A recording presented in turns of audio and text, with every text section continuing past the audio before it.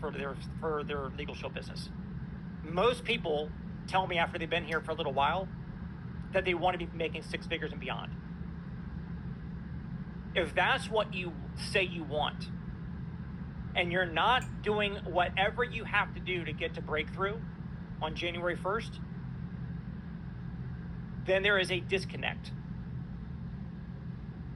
Here's what I would encourage you to do. Stop lying and saying that you want these big things and you're willing to do what it takes to get there, but you're not doing the things that it takes to get there. You're not going to make six figures in this business if you don't show up to the big events. There's only 2 a year. The Team Pinnacle annual event, which is January, and the company convention in New Orleans in April.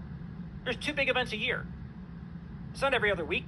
It's 2 a year. And if you can't find a way to get there, if we could put a man on the moon in 1969, you can get to Myrtle Beach.